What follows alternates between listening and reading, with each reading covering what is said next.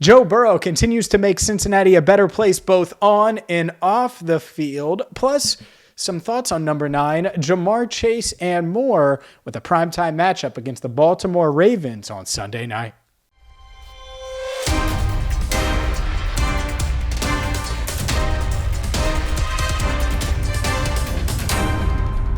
Hi again, everyone, and welcome in to Cincinnati Bengals Talk. I'm James Rapine of allbengals.com. Thank you so much for tuning in and watching here on YouTube. Make sure you hit that subscribe button, ring the bell, and buckle up because the Bengals, well, they're going for their third straight win on the season, their third straight win over the Baltimore Ravens.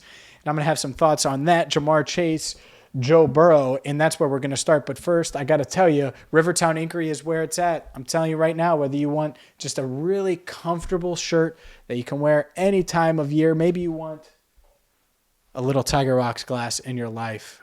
Boom, for the bourbon drinkers out there. Rivertown Inkery has something for everyone, so go to rivertowninkery.com. Look, Joe Burrow has obviously changed the way I cover the Bengals, the way you follow the Bengals, the way the Bengals are looked at nationally and locally, all of those things. Everything's changed since he got to town. But something that was announced on Tuesday morning, I think is just awesome. Joe Burrow launched the Joe Burrow Foundation. And it's a nonprofit foundation. And I'm going to read a little bit here. Basically, Burrow, along with his parents, Robin and Jimmy, are going to launch a foundation and have launched a foundation that's going to help the needs of families who are working to overcome food insecurity, childhood mental illness, and mental health issues. They'll provide resources and support to the underprivileged and underserved in Ohio and Louisiana, the two places where Burrow has obviously thrived and had so much success. And here's what Burrow said in a statement. He said, "I believe that everyone has a responsibility to do good. The foundation allows me and my family to give back.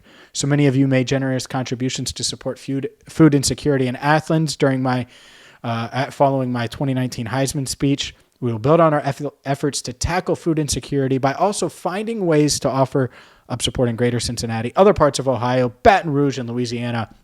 My mom, a lifetime educator, experiences firsthand the effect of mental health issues on children and their families. We want to make a difference here as well." Robin Burrow will serve as the secretary and treasurer. Jimmy Burrow will be the vice president. I love this. I love it. I love everything about this because Joe Burrow is such a game changer on the field. But even with all of the pressure, even with all of the things that have happened, good-wise on the field, he's still focused and going back to what? To where he is at his core, where he's trying to make an impact and trying to do better. And that first sentence, I believe everyone has a responsibility to do good. I love it.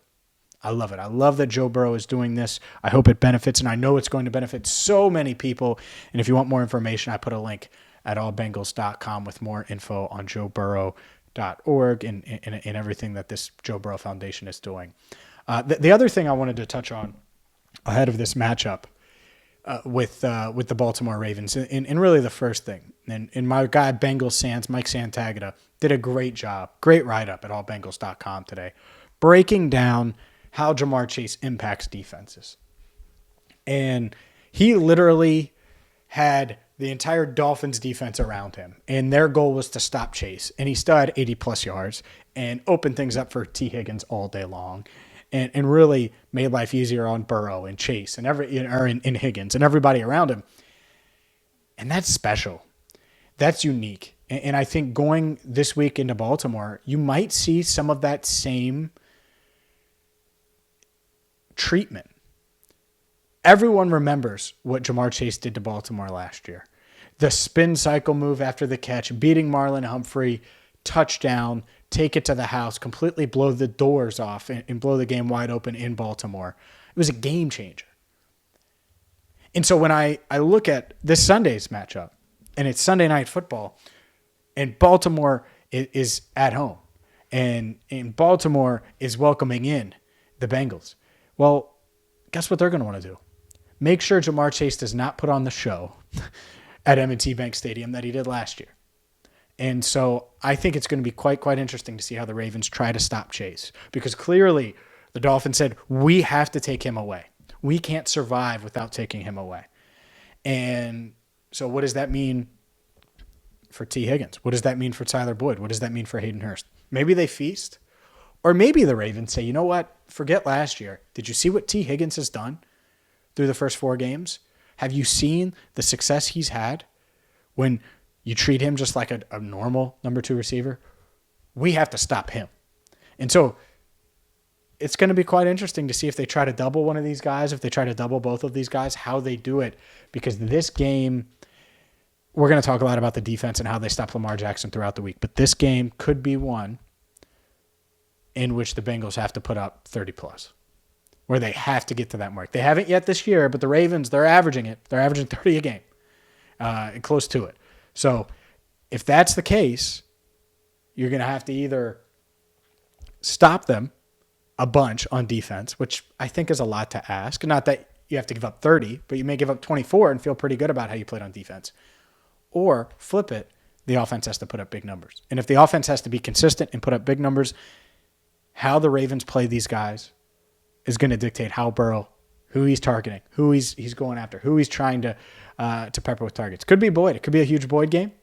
Jamar could break free again. Higgins. And that's the beauty of it. And the other thing, obviously, Joe Mixon, we'll see with him. He says he's, 100% healthy. And that was my big takeaway is that he's like, yeah, I feel great physically. Do you? Because you don't look it. And we posted video of Mixon in the locker room, and he handled every question, and he said that they're close to breaking some free. And maybe all he needed was a few days off where he could get his body as close to 100% as possible. Because if he can get going a little bit, then it's going to open up everything. Right now, the Bengals, they're facing these bracket coverages with Jamar Chase and things like that. You know why?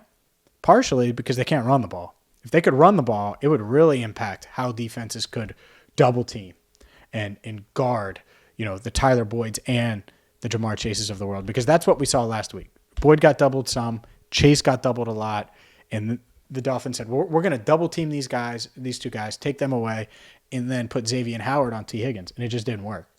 So what will the Ravens do this week? I think that's a huge, huge factor in determining the outcome of this Sunday night game. And naturally, anytime the lights are bright, I expect Joe Burrow, I expect Jamar Chase, I expect these youngsters that have been in big moments on big stages, like T. Higgins, like Tyler, I expect them to play at a high level. So we'll see if they can get it done. Make sure you check out allbengals.com and check out Bengals on the Brain with Joe Goodberry tonight at 8 o'clock right here on Cincinnati Bengals Talk, Tuesday at 8, every Tuesday at 8.